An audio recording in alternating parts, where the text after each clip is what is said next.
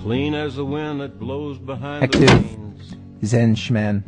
Free as the Here's something that was written back when people rode horses because they mostly had no choice. The middle of the 19th century, a quarter century before the invention of the light bulb. Most people lived on the farm or in small towns.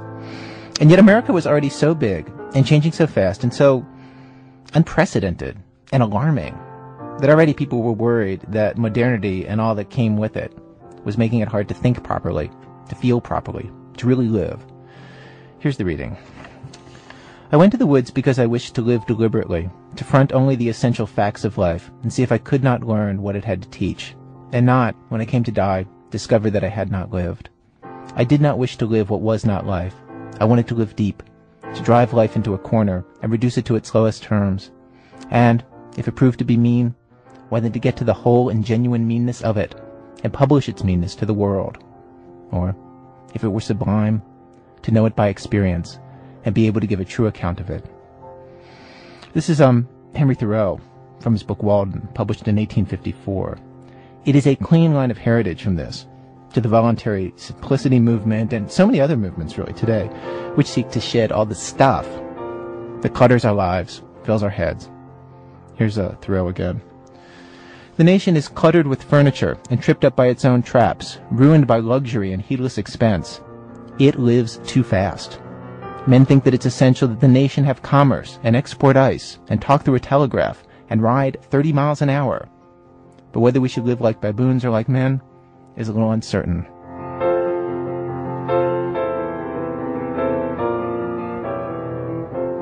Here's my favorite passage from Thoreau. It's especially appropriate for this week, for any week, really, in which people are obsessed with the news. What I love about it is simultaneously provocative and completely reasonable, and at the same time, from my perspective, almost totally nuts.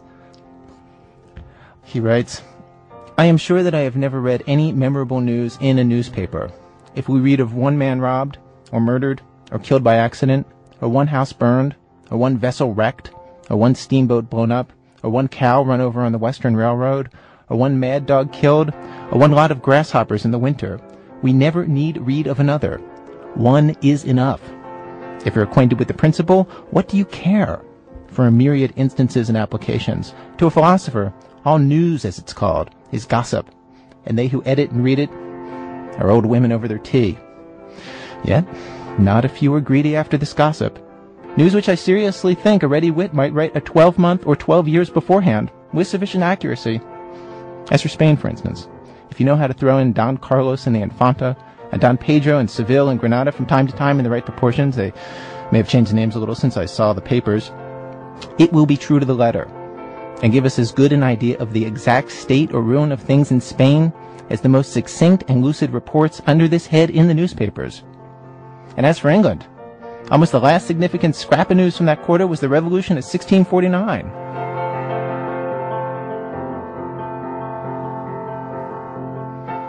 Well, we move on. One of the difficulties with simplifying your life is that people are complicated. So simplifying your life often means cutting yourself off from people, which can be complicated in and of itself. Ethan Waters has this story. A couple of years ago, my best friend Larry left his life in San Francisco to study Zen at a monastery in the mountains near Los Angeles. What made his decision so unsettling was that Larry used to be me. We lived in the same flat, we had the same friends. We were both writers, we wrote for the same magazines. For me, this life was a blessing. Larry said